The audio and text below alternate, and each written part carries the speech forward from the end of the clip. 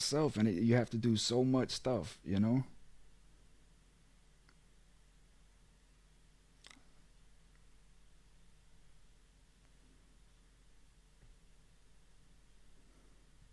Okay, okay, everybody. Welcome back to FreeMe TV. And what we're going to do today is get into toxic relationships. I know a lot of people have been asking me about these things. Um, I see on Facebook it's a critical issue, and that's going to be today's topic.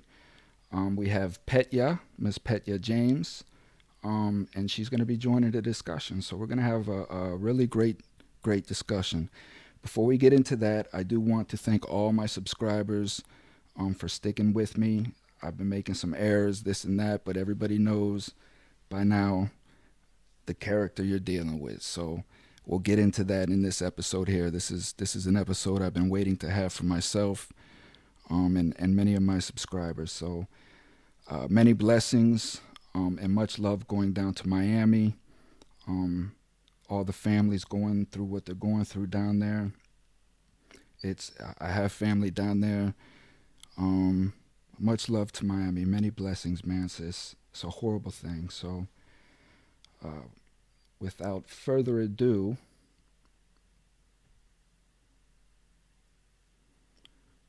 we are going to pull in Miss Petya.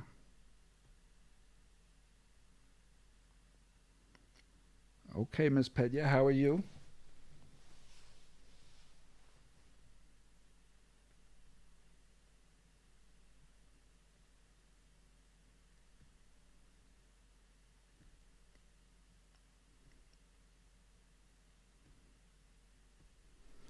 No, absolutely, and I'm glad to have you on. Um, it's been it's been a topic of many things here recently, especially with everything that we're going through, everything that we've went through. Uh, I would like to start with you, just who you are, quickly who you are, and how you came into the topic. Your genre of toxic relationships. Yeah, definitely. So, toxic relationships are everywhere. So, I'll give you a little background about how I got here and sort of what informs my perspective, because that's always good to know. So, I've been a therapist for almost 15 years.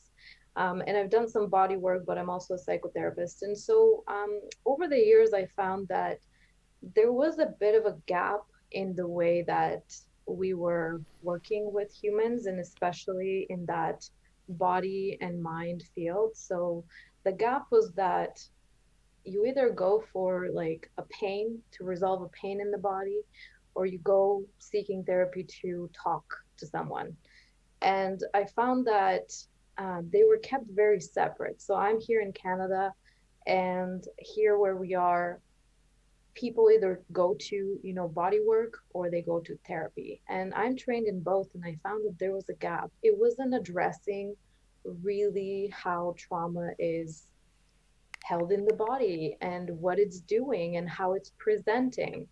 And moving fast forward a little bit, based on my own lived experience and what I know and how I've experienced life as well, and learning from that, I started to see that, you know what, we have to address things through the body, but also addressing what that event or those events or those experiences that we've had and what they have informed, they had to be addressed without just talking about it, because then you're just repeating a cycle. And so today I coach women and men, families as well, on that conscious communication. Like, how can we actually connect and have a conversation that is healing, especially in relationships. And I say that, but with all that said, communication kind of comes last.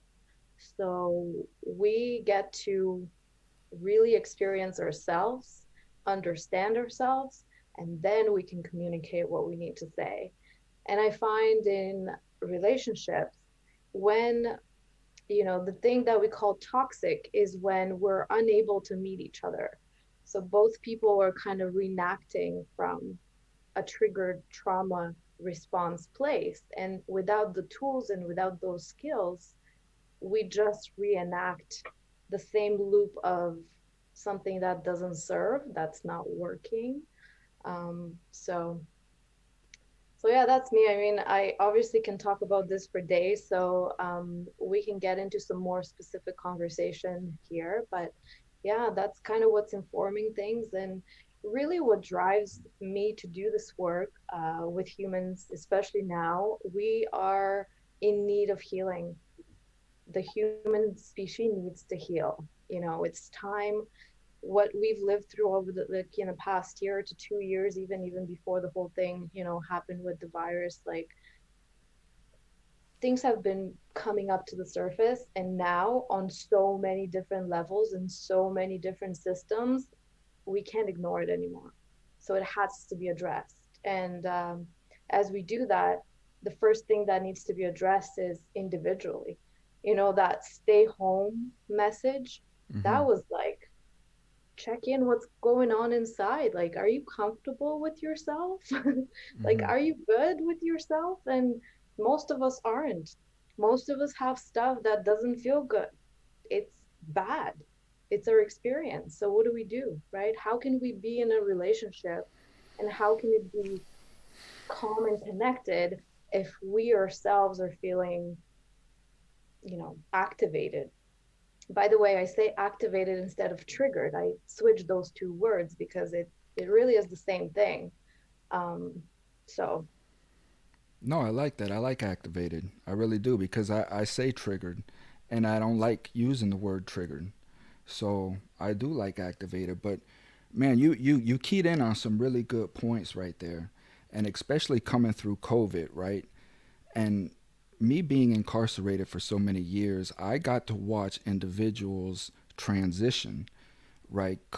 From societal norm to prison norm. And it's a very, very hard transition, especially for somebody that's never been in that life and they just did one egregious act and they find themselves thrown in a gladiator school and they have no idea what to do. So watching these transitions, it's hard because what you said is very, very key, and that is dealing with your thoughts and your emotions.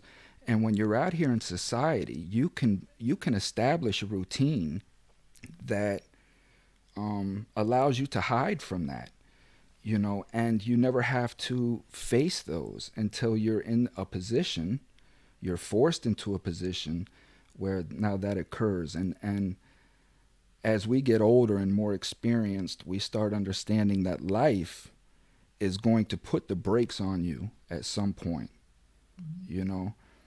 And I think at the rate that we're going globally, you know, this is just what occurred. And yeah, divorce rates went up, suicide rates went up, drug addictions went up.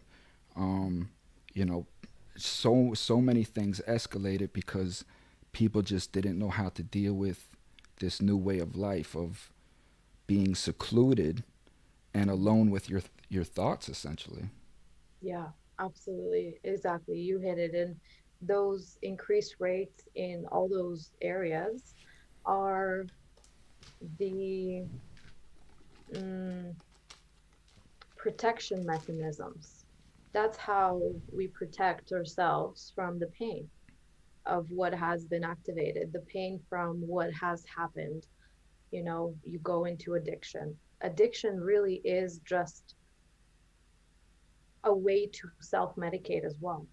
And one of my teachers and mentors that I follow and study and read, his name is Gabor Mate. He's a doctor who works with people with addiction specifically. And he says, don't ask why the addiction, ask why the pain. Like, what's the pain that's going on underneath there, right? Like, what's the trauma that is underneath? And the addiction then comes, doesn't matter what it is, alcohol, drugs, sex, whatever that is, right? Like that is a mechanism of soothing something that is painful, right? So with what we're seeing right now, and especially in the adult population, which we're later going to see in the children population, because they're going to grow up with a certain type of trauma from the last couple of years, right? We can talk about that too. If you have kids, what you can do with them right now, because it's really pivotal time. But in the adult population, people are activated, and it's stuff that you didn't even know was there, because all of a sudden we were faced with nothing but us. Now, not to mention how many people were in situations that were incredibly abusive and just not having a chance to go out and to go to the safe haven, so to say, like within the home even. That's insane. Like what is happening, right? Like that's all stuff that's brought up to the surface. um and I mean, you mentioned, incarceration in prison and stuff, and it's like that whole system. And I have never been to prison, in full transparency, but like to me that whole system is so messed up in a way that it re-traumatizes. Like you are left alone in all the trauma without any tools. Again, not why the crime, why the pain? What happened to that human to make them act in the way that they did, or whatever happened?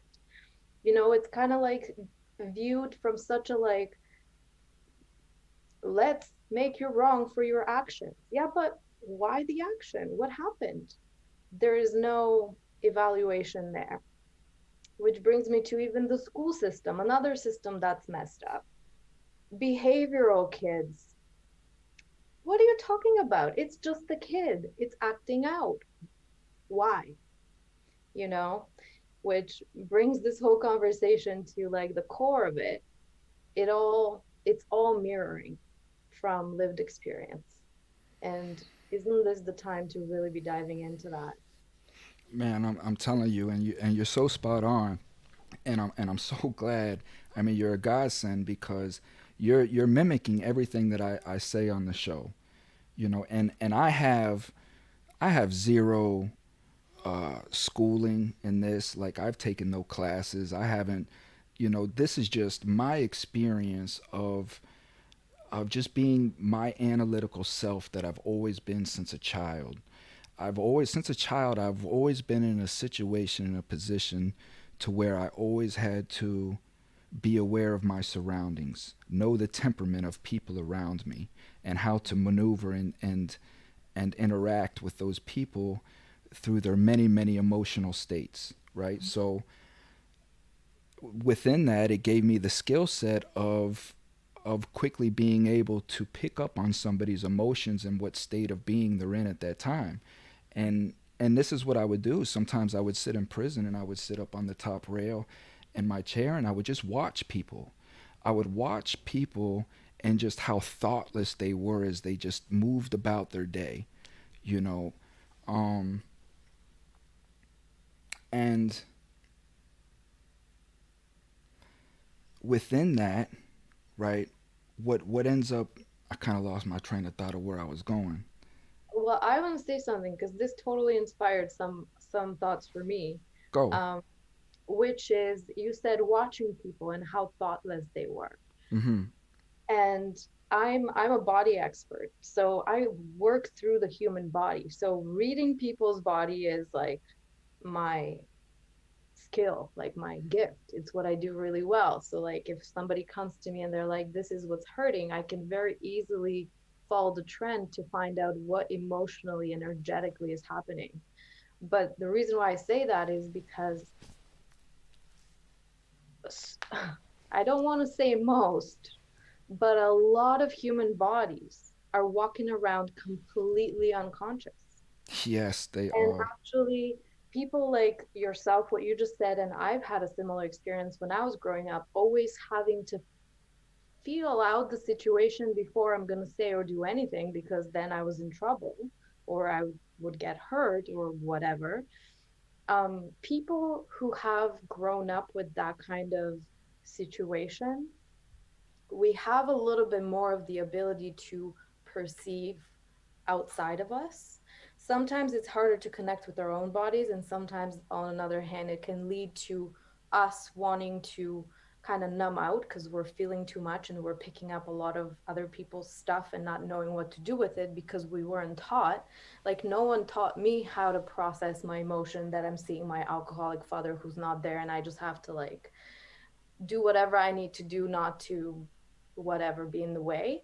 But that has conditioned you to be able to perceive. Now, what's happening and what I noticed, this is my own personal theory, by the way, but um, so many human bodies, like right now, are activated, and some of them are leaving, meaning you see what happened, like a mass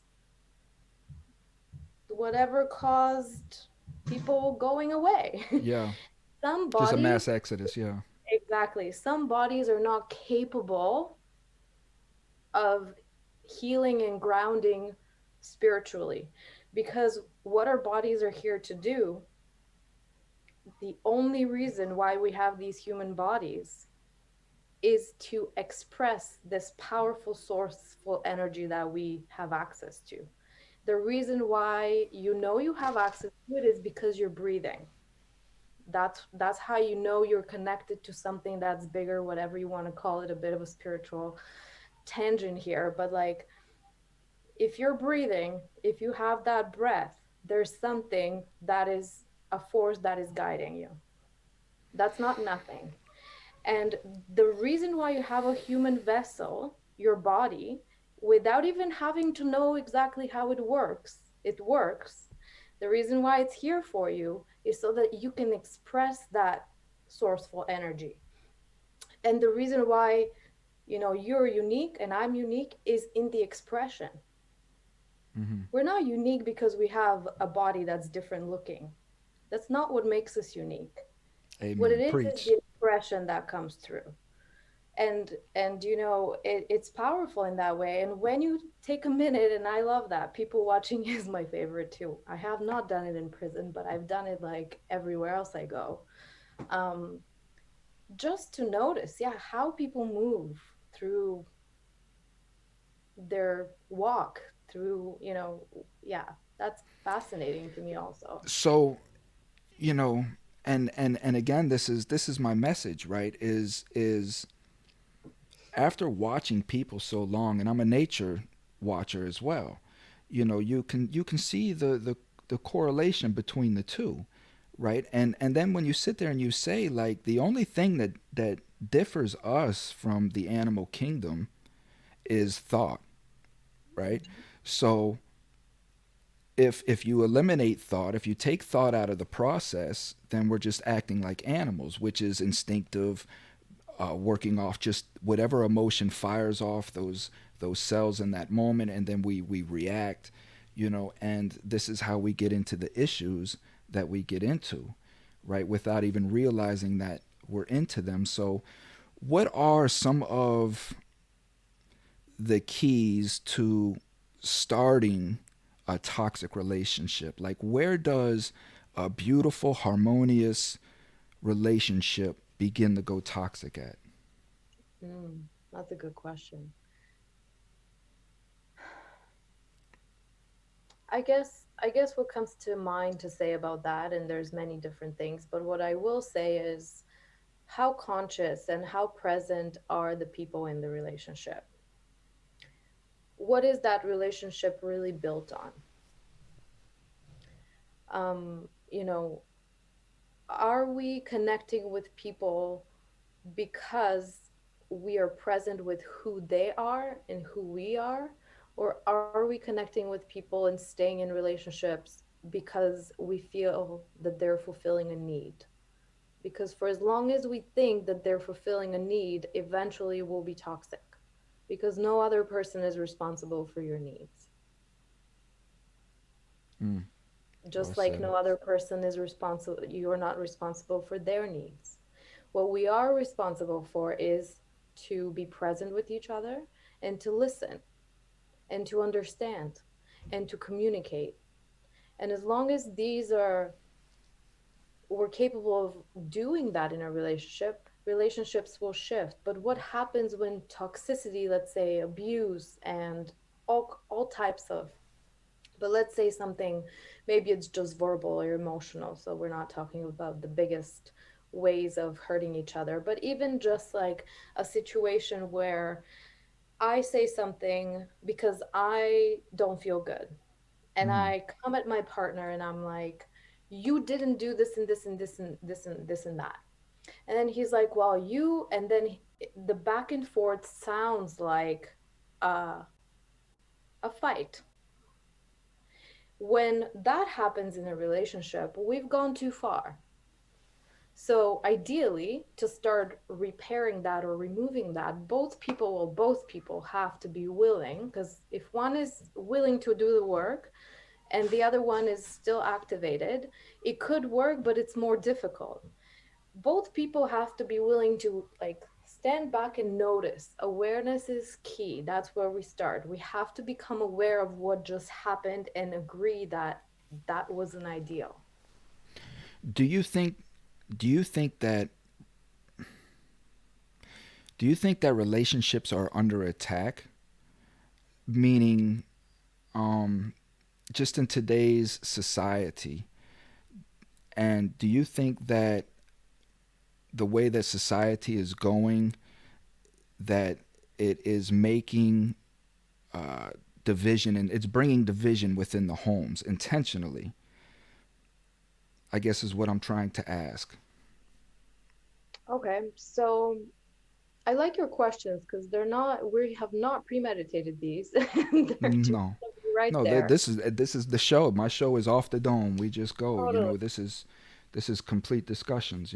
So, is society creating a separation in the relationship?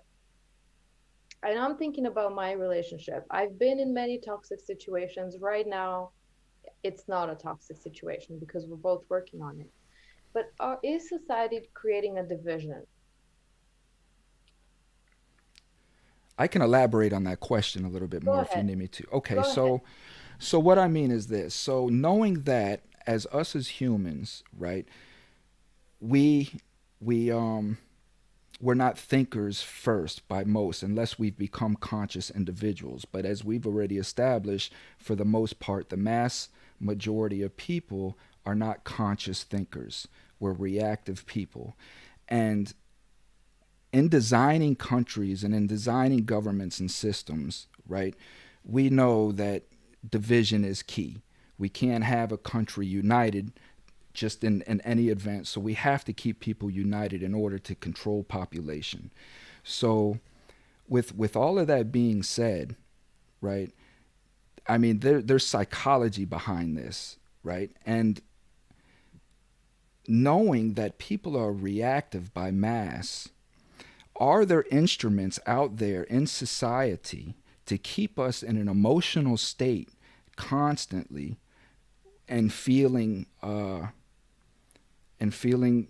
impoverished and feeling oppressed and feeling like we can't get ahead, that will turn that golden relationship that we thought we had into a toxic one without even realizing that we've gotten there? So I do understand the question even better now, and of course, it's the fucked up society we live in. It's Mm-hmm. been like that. Do I think it's still happening? Absolutely. Do I feel like it can change? Yes, absolutely, because I feel like more people are starting to see this. So, how are they keeping us separated and divided? Is by fear inducing, fear mongering information.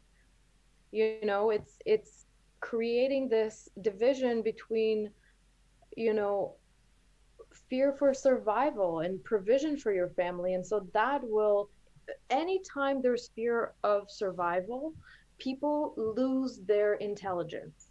I'll tell you why, and I'm going to elaborate on this a little bit. Here's the thing about emotional intelligence.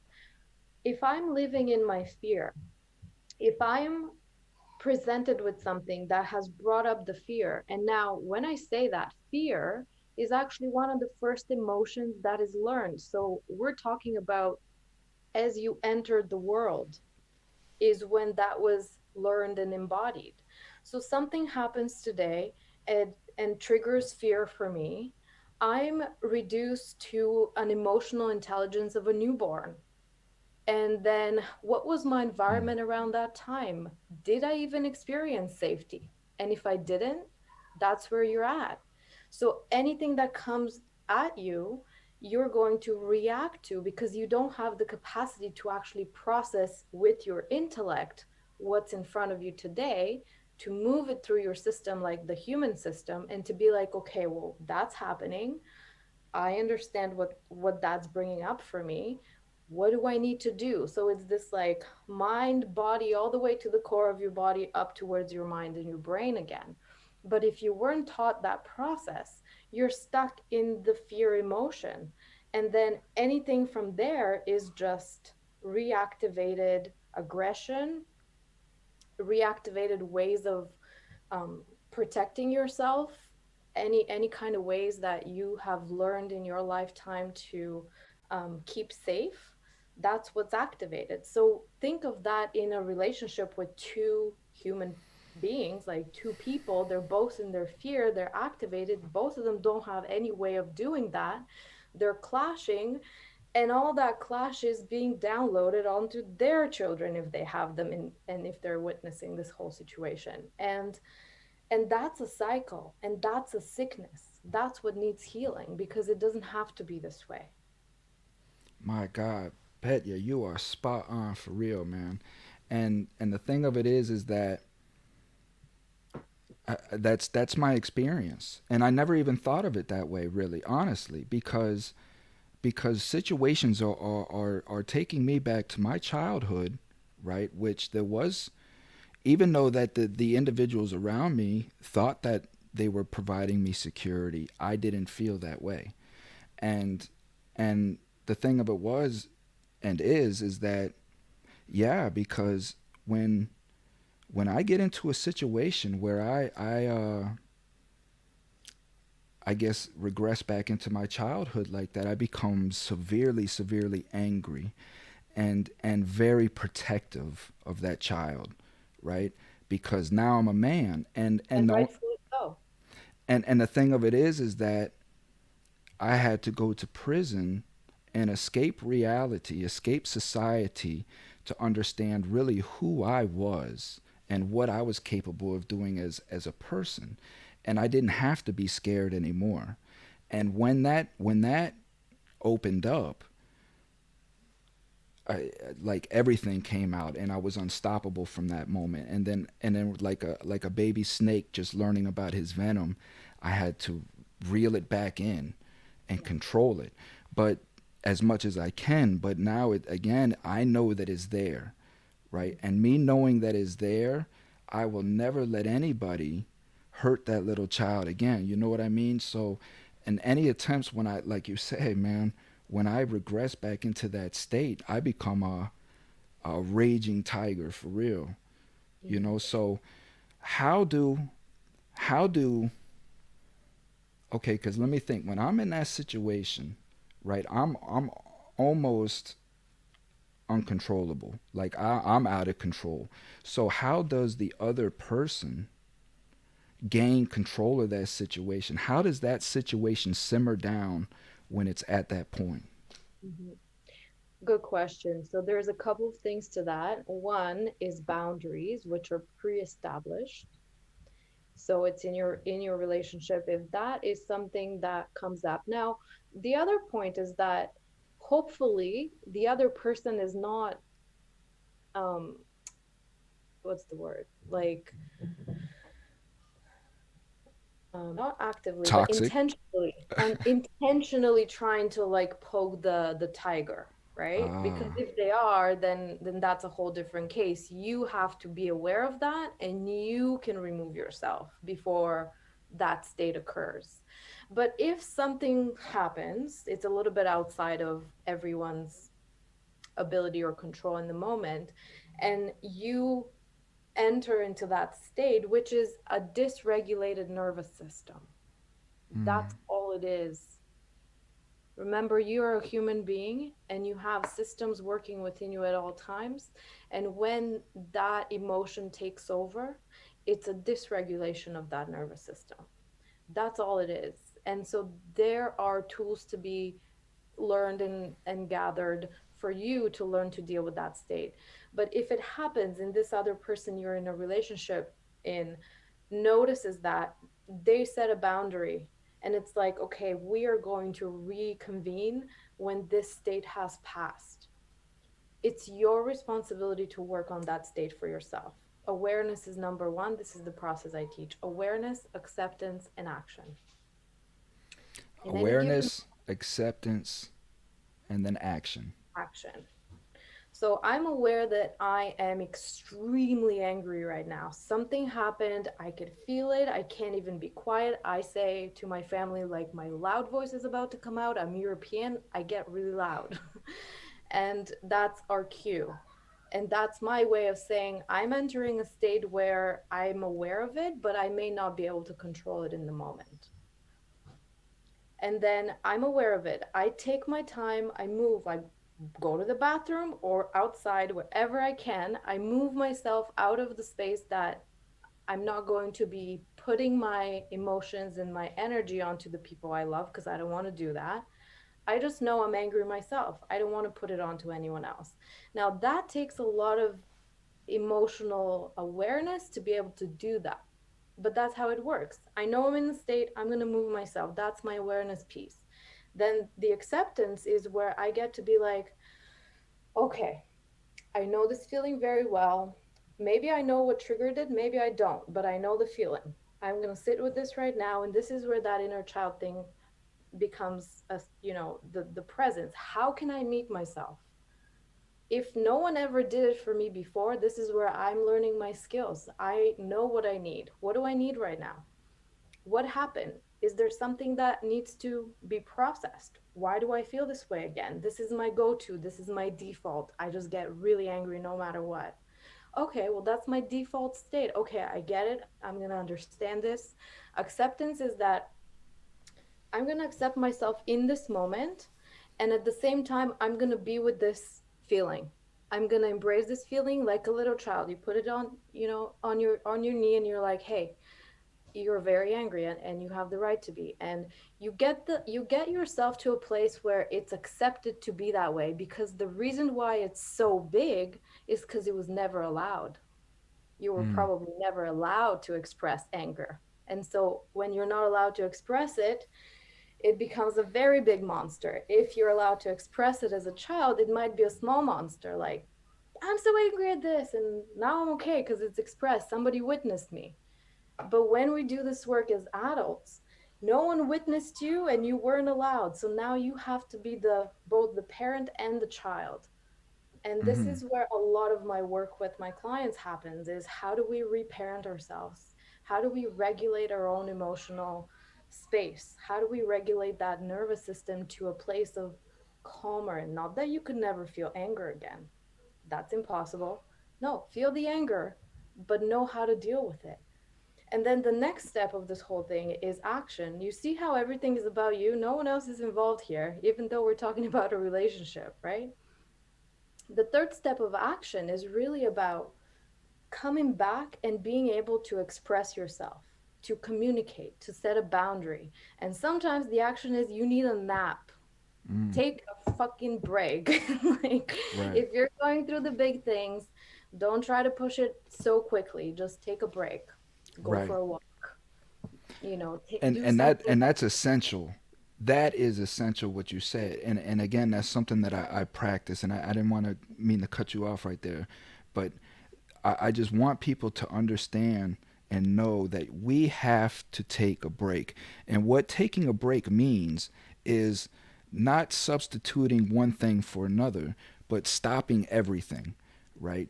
Put your phone down, turn the TV off, go sit in a closet if you have to for 15 minutes, or your car, and just let things process. Let your mind work through things. Ask yourself questions. Talk to yourself. Yell at yourself if that's what you want to do. But you have to let these things process, right? Mhm. And this is where I'll just mention this. Sometimes where I found in my therapy days is where talk therapy and counseling fails us a little bit. Because what happens is most people in this process I just shared, we're aware of the emotion and then we jump to action. You can't do that. You have to process. You have to meet that inner child. If that's a new terminology, it's really just the feeling you feel. You have to get to know that feeling, that understanding of how I know this, why is it showing up, when does it show up, to get to know it like another person. The anger is part of me. I've learned it. I want to know how. I want to know what it needs. And when we do some counseling and therapy, and especially as couples and in relationships, because that's what we're talking about, we go to a session and they're like, okay, tell us the problem. And then the wife is like, blah, blah, blah, he's never, da, da, da. And then he's like, well, she's always nagging at me. Da, da, da. And that Right. happens for like an hour.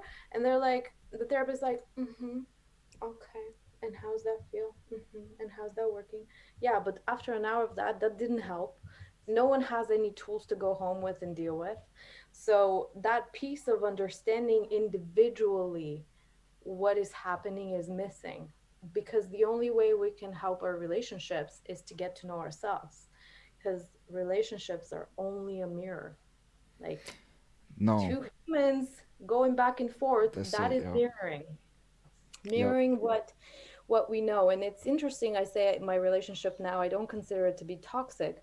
Like literally my husband will not even let me be codependent, because sometimes I'll get there, I'll be like, I just want him to do bend over backwards and make me feel better because I don't feel good today. And he'll say like, your feelings are not my problem, do you need a minute? And that sometimes would make me want to like, but he's right. Now, see, Sometimes that yeah, that would get my head cut off it's like, instantly. your feelings, but he says it with the most like kindness. It's like, your feelings are not my problem, do you need a minute, do you want to go somewhere and take like out, I got this, like, do you want to go? And sometimes like, can you just bend over backwards for me? And he'd be like, no, I'm sorry. Like, but we have these, we obviously have this ability to do that like right away, that's without the other person knowing what they're doing. And he'll pull my own, he knows what I do, so he'll pull my own tools on me, and I'll be like, no, you can't do that, I'm mad, you should be like going over and backwards for me to feel happy.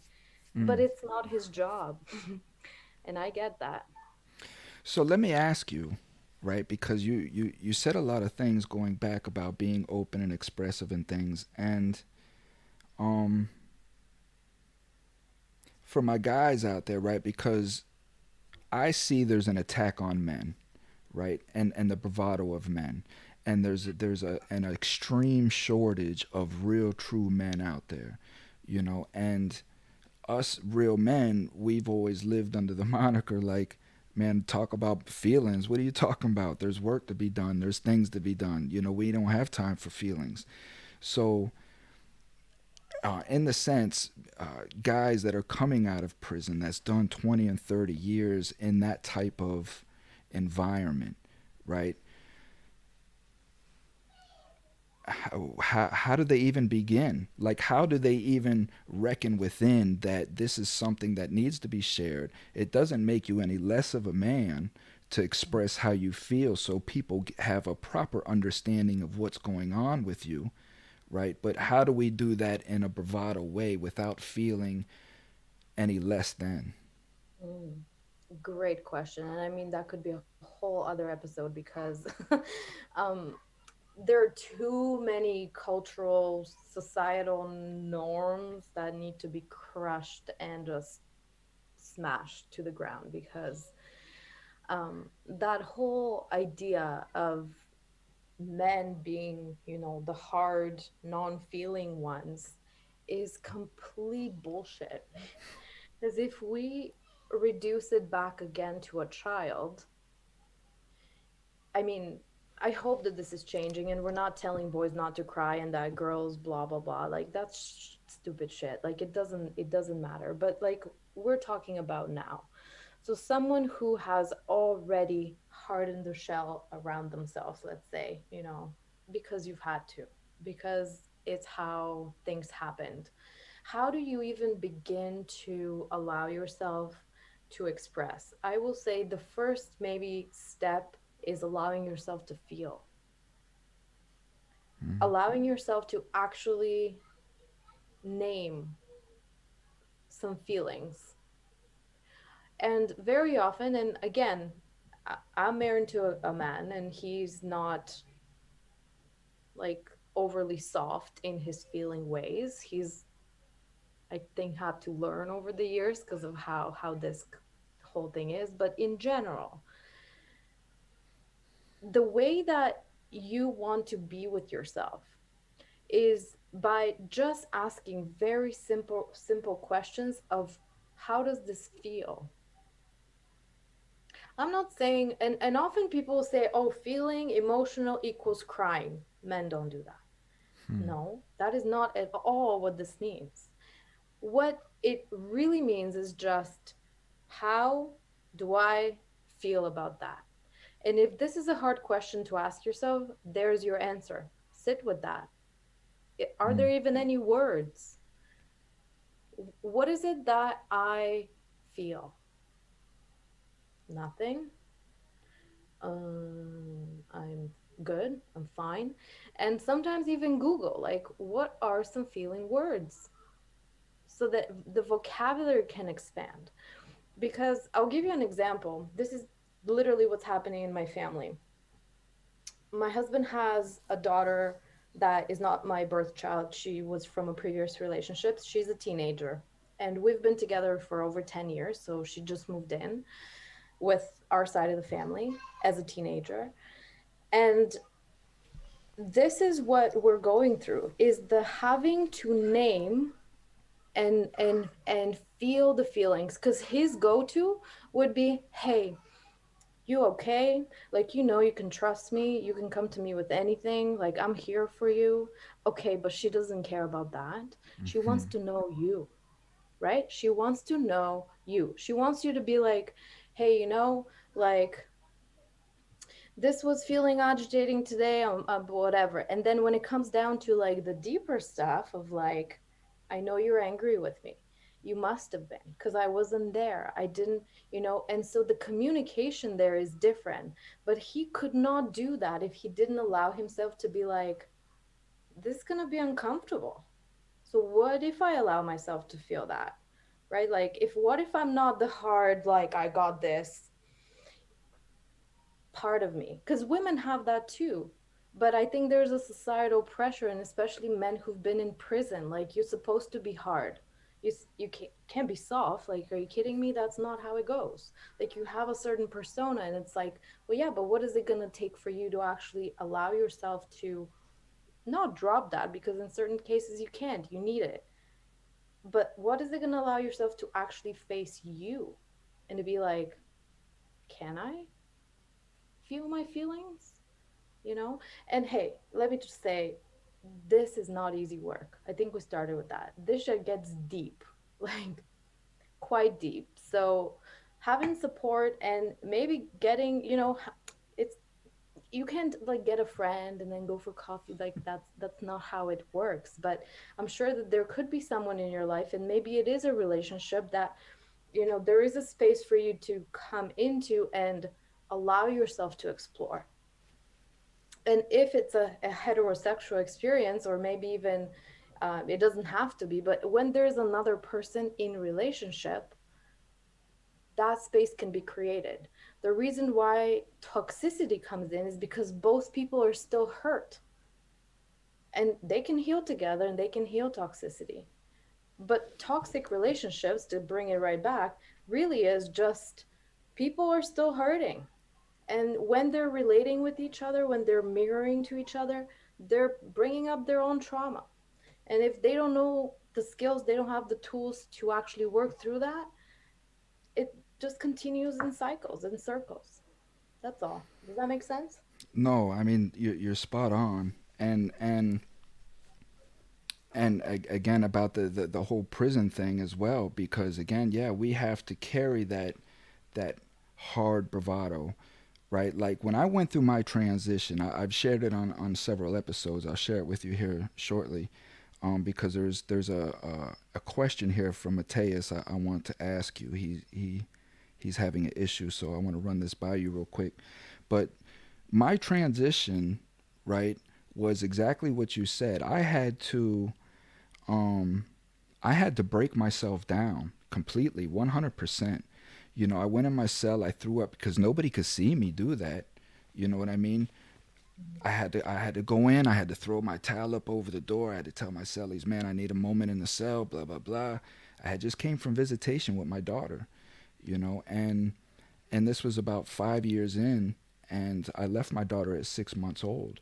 You know, so watching her grow up in a visitation room, you know, for 2 3 hours a time once a month, it was wearing on me, you know. And I had a lengthy sentence. I was just 5 years in, and that transition was just starting to happen. I'm watching people that I loved just starting to fall off little by little until there was nobody left, you know, but my dad and my two moms, you know, and my daughter, and my daughter was my rock, and it just, I guess maybe call it maturity or whatever happened, but I just started to hate myself for what I've put these people through and what I'm putting them through and what I'm going to put them through for many years to come. And I went back to my cell and I threw the towel up, and I mean I literally I let myself have it. I beat myself physically. I was hitting myself. I'm calling myself all the truths that I've been running from my whole life. You are a liar. You are a manipulator. You are this. You have done this. You were this.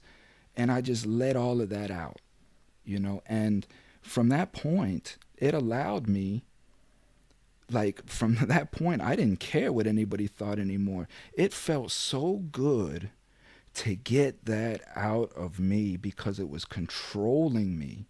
It was just controlling my life, and I hated where my life was at. I was in the bottom of the bottom of the bottom of society, you know, and that's not where I wanted to be. So, I'll give you some comments on that if you would like, and then I'll read what Mateus has. Well, thank you for sharing that. And what it reminds me of is you faced all the things that were put on, right? And that is part of the acceptance piece because that is not who you are. Those are circumstances. That is circumstantially what happened. But the truth of who you are is not that. And you finding yourself in that cell in that moment, facing a person that you literally would give your life for, who mirrored that for you, allowed you to have that moment. And that is the healing that I was talking about. And that is eventually because when you heal from within, you can come and have these conversations because she experienced some hurt as well because of that, right? Everybody does.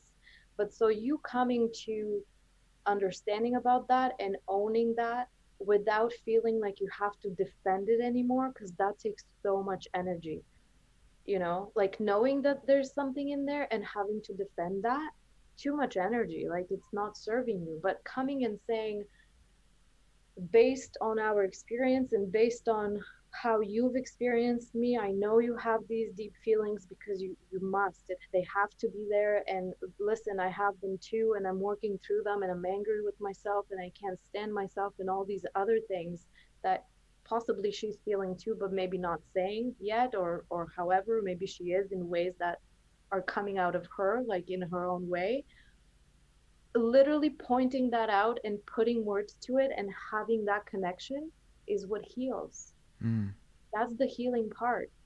And maybe at first, maybe they're not open to it, right? Like maybe she won't want to have it. Like, shut up, like, go away, like, teenage time. That might not be the exact case, but that doesn't mean that you need to stop, right? Because it's like, hey, those are feelings I'm working through. And I want to share this with you. I want to share myself with you because that is intimacy. That goes with your daughter or with a partner. This is who I am, and I'm not ashamed of it anymore, or I'm working through it, but that's how it looks. And before you can have that conversation with someone else, it's that acceptance piece in the washroom or in the mirror, right? It's like, I'm gonna figure out, I'm gonna learn that the feelings are not who I am. I'm just experiencing that. That shame I have towards myself and the things I've done, that's not who I am truly. That's an experience I'm having based on a circumstance. And so we have to start to separate that because then you come back to that essence that I was talking about earlier. It's pure, it's for everybody. We're not born faulty. No one's born faulty. Like, you didn't come here because something's wrong with you and then you ended up in jail. That's not how it works. No, no, you're absolutely correct. I mean, everything, all the bad that we display was instilled in us. We weren't born with it, you know. And man, what a conversation. So I guess to sum it up, right? Because I want to ask another question, but that's going to be a whole nother discussion. I'm going to have to bring you back in because I really want to get into not only toxic relationships between spouses, but toxic relationships that we may have with our children, you know.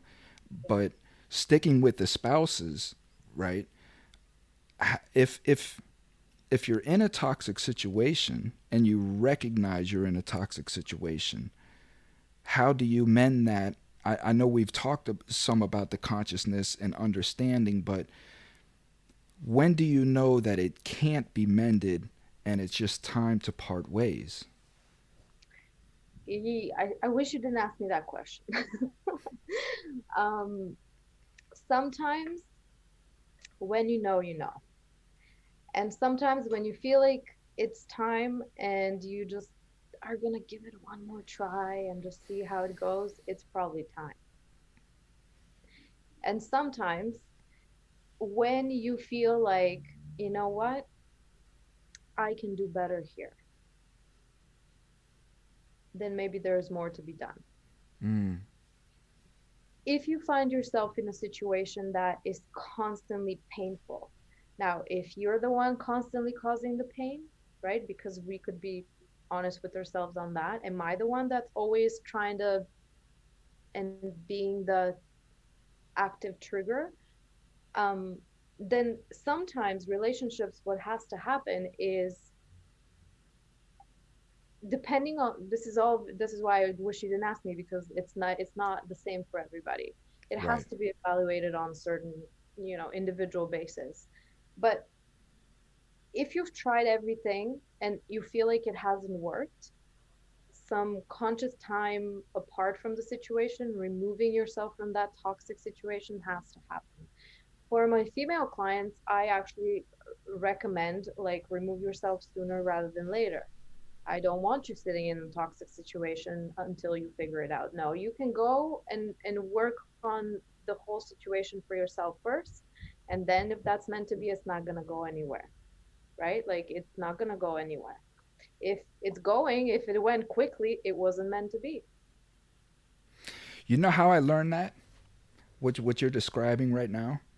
I learned from the game of chess, right? How to remove myself from any situation because of pressure and because of emotion. So when two individuals are playing chess, right, you're in the game, you're in the mix, right? You're in the emotional state. You're constantly trying to outmaneuver your opponent. Your thought process is constantly in defending your domain, and you make many mistakes, right? It's when I'm standing on the side and I'm not in the game, right? And I don't have that pressure and I don't have those emotions. Am I able to see all the moves, right? And I can see their mistakes as they're making them. And again, in my analytical self, I take that and I apply it to life. I mean, how applicable is this if I remove myself like this from every situation and look at it from a third person's view? Yeah. you know, and I'm 90% there. Yeah. I mean, there's that other piece, and a lot of us tend to do it is like the removing myself, but it's because I'm running away and I don't want to actually face the thing. So there is also a fine line, right? Like it has to be sort of examined on individual basis, but if you're consciously doing the work Hmm. and the pain is still there and happening, then perhaps the space between is necessary. But if every time something comes up and there is a trigger and you just want to book it because you don't want to be there for it, then that's different. Well, it all what it all boils down to, right, is just like you say, and my whole premise of the show is honesty of self, right? Just be 100% honest with yourself. If you want to go out in the world and lie, listen, I understand. I do. You know, sometimes you have to deceive to get ahead, however you've designed your life. But what I do ask is be conscious of self and knowing that you are lying, that you're not being honest, and why. Just don't do it just to do it unconsciously, as we've discussed earlier, just being one of these bodies bouncing around off the walls reacting to everything. Yeah. Know every move. Every move that you make should be a conscious choice of why you're doing that, you know. And maybe what I'll say here is just to kind of bring it back around. A great place to start every single time is your own body, like your own way of just being present and finding out what it is that's going on for me. Like that's the way to know what is happening. I actually have some tools I can share. I have a body scan that I usually share. People No, drift please, I away. want you to spend the last couple minutes. Any plugs that you have, any foundations that you support, anything. This is your time to put them on. Yeah, definitely. So if people go to my website, it's just petyahjames.com. There is a body scan. It's a free download. It kind of gets you to go through a little, it's an audio. You hear my voice, I'll guide you through it. It kind of tells you where is your body storing things. And it's a really good way to ground yourself to just kind of feel what's going on. And the whole premise of that body scan is to recognize what relationships are kind of like causing you to feel tension or pain, or just where are you storing some of that stress. So that's a really good sort of resource to get started with.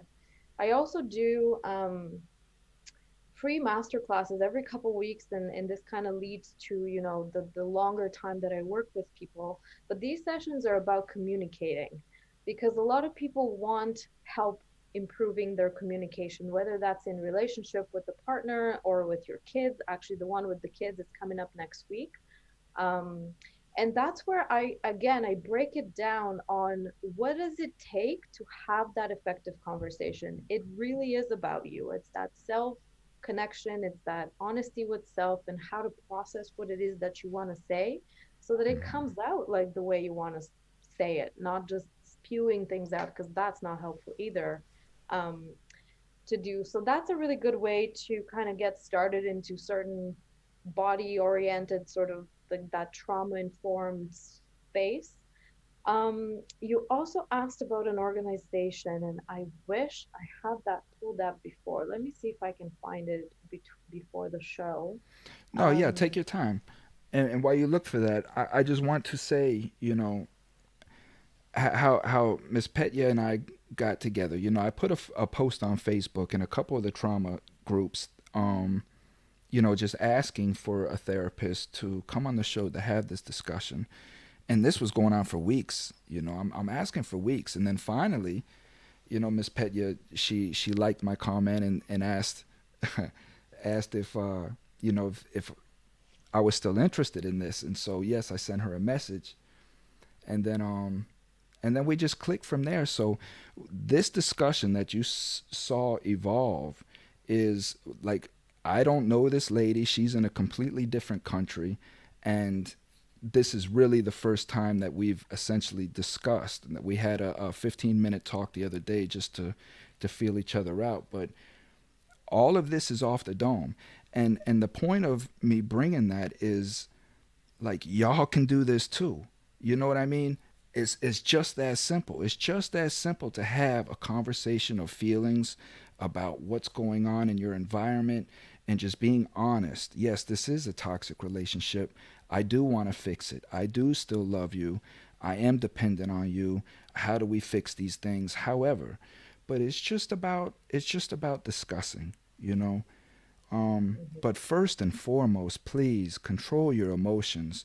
Too many women are being beat. Men are being beat. People are being killed. Like, just control your emotions to the point to where if you feel yourself rising to the point to where you feel like you're going to snap, just leave, walk away, get away. No matter what, just, you know what?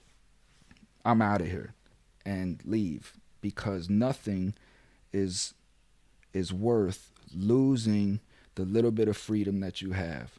Trust me, do not go to prison, do not go to jail, do not alter your life for a moment of emotion and probably misunderstanding at that. Exactly. I just want to say too, um, I don't think there are bad people. Mm. Amen. People are innately not bad. What we've learned and how we've been conditioned is bad. How our systems are treating us is bad. So if someone's interested to in this conversation and already listening, my guess is that they are on a willing healing path. So absolutely don't beat your women because there's something that aggravates you because it is within you why you're aggravated. Even if it's her who said something or her who did something, it's still your shit to deal with. So again, to reconfirm that message is find ways to just feel through that. What I'm sharing there with you is a link. Compassionate Prison Project is something I was introduced to recently. Her name is Fritzi Horseman. Have you heard? No. So check it out. She goes into prisons and she does these circles with, men in prison, and it's all around trauma. And it's just fascinating to see them share about themselves and how it really everything boils down to how they were brought up, their childhood, what they witnessed. And I want to honor that because it is all of us have this experience that no one else knows nothing about. And we're now living in a world where that aggression is not okay being taken out on another person. So I hope that this is gonna, the movement, that people are into is going to continue to change the ways that systems are. Like where my work, where I'm feeling called, is into the schools. So I'm not necessarily working with, the prison system, but I definitely feel like it is not trauma sensitive. It is not informed, and it should be. It really needs to be. And there are people doing the work to make sure that that happens. For me, I want to see that in the educational system because little kids, they don't have to go to school and be told that they're bad or behavioral when there's something going on that that's the case. So we're conditioning them from an early time to know that, hey, nothing wrong with you. You're experiencing things, and even in the schools, teachers may know nothing about what the home situation is like, right? And so how can we train people to actually be able to detect that quickly?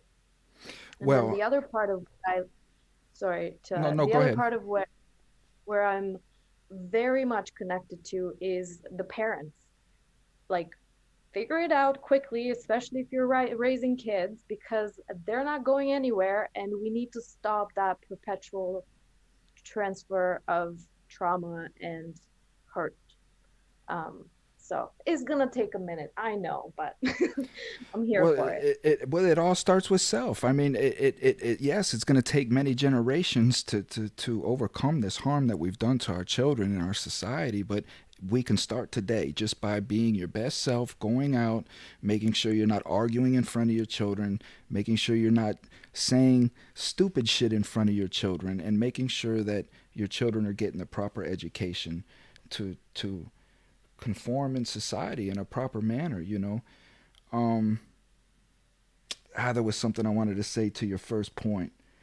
Uh, I can't remember it off the top of my head, but I definitely want to reconnect with you. Oh, So if you run across any youth that are just starting to become, you know, bad or whatever, please, yeah, turn them onto my channel.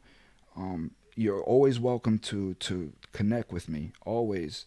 And I any appreciate. insight, yeah, any insight that I can give you on anything, I'm here. I do want to say this. I slipped my mind again, man. I'm tired. It's been a long, long week for me. But with as the children, it's imperative that one, we listen to them, we understand their feelings, and we stop minimizing their their problems, because we have big boy problems, and we have big world problems, and we don't, go sit down, kid, and come talk to me when you have some real problems. We have to, just take some time with our children and hear them out. So I do ask, because I did not get to Mateus, and he has some, I guess, a situation that he's in. If you could, like, when sometime, just go into the comments Oh and yeah, and sure. and read through what he's got going on, and maybe just drop him some advice on what he should do with his relationship. But All right. I did want Sure. to read it out, but he put a book, so I'm not going to do that. All right. Well, yeah, sounds good. And I'm mostly active on Facebook right now. Um, so yeah, people can connect with me on there too. And like I said, I have some free resources. That's like the way that I feel things are moving is just willingness is one. So if you're willing to change and upgrade your situation, then you can. And there are many resources. So just the fact that whoever's listening is hearing this, there's a good chance that they're on a path, especially if if they're watching this channel. So Mm-hmm. Well, Miss Petya, thank you for your time. It was such a great discussion. Just keep up the good work. What can we do? We just have to keep pushing through and just try to reach one person at a time, and that's all we can do. But I always reaffirm, it always starts with self. Make sure that you are what you're telling other people to be. You know what yeah, I mean? absolutely. Be Well, the thank you for example. having. Absolutely, it's been a pleasure. Yes, ma'am. You take care of yourself, okay? You too. Take care. Yeah, Bye. thank you. Bye. So, yep, that's it. That's Miss Petya. Mateus, I did not get to read your comment because it was so lengthy, and I didn't want to cut the discussion. But she is going to go into the comments, and read what you have and make some suggestions for you. So that is what I did. So those are the key elements. Those are the issues dealing with a toxic relationship, that we have to understand. That one, recognizing that it has become toxic in some sense, and recognizing what brought that toxicity on, and my part in it. There's no question, that I do lose my temper. I do lose my patience. I become very high anxiety dealing with some of the things that I've dealt with, and uh, it does get hard on me to control that. It gets hard on me to recognize that I'm losing control, and usually by the time I recognize that, uh, the situation is out of control, and I have to do better at recognizing my fault in creating this type of environment. And that's just what we have to do. And we have to be able to communicate with one another and share our feelings. And I don't want to say put the bravado down, but just loosen it up a little bit. Don't be so hard that you're unapproachable, inconceivable, or anything along those lines. Because what ends up happening is you create that toxicity. You you and and this is something that takes time. It's not like the relationship goes from uh, smooth sailing to toxic overnight. This is a buildup. And 99% of the time, you don't even realize you're in a toxic relationship until you're in one, and the devastation that's already occurred on the children going up to that point has already occurred. So life has been altered, you know, and we just have to understand that, be culpable for our mistakes and our actions, and just be better. I have to be better. We all have to be better. So, thank you guys for tuning in. Thank you for the comments, as always, Miss Bella. Thank you for tuning in. You're my number one my number one subscriber, my number one fan. So I do appreciate it. But that's it, man. We just gotta be better, do better, and just be honest with self. It has to start there. Just be honest with yourself. Was I being manipulative? I knew I was being shisty. I knew that I was whatever. Just be honest, and if you know that you are part of the problem, fix it. If the other person's not willing to meet you or fix their issues after you've exposed them to it or enlightened them of it, then I think that's the time that, Miss Petya and I had discussed that that's the time where you have to separate and then get a full understanding of the game from outside of the game. Dig what I'm saying? So that's all I got, man. I hope you enjoyed. I'm trying to bring you the best that I can get and the most informative. So until the next time, I do have 3 individual inmates that I will be running consecutively. That is coming up on the 14th, starting at 10:30 a.m. Eastern Time. So it's an hour apiece with these individuals. We're going to be talking about the corruption up in Michigan that I've been following. And these are inmates that are currently incarcerated, so you'll be able to hear their messages, their words. So tune in for that one. Again, thank you guys. Appreciate it. Much love going out to society and all human beings. If you need a hug, man, just hug yourself and just know that that love is there within you, and that's all you need. Get yourself out of the situation that you're in and know your worth. Know that you're better than what you're being treated. So until the next time, man, peace.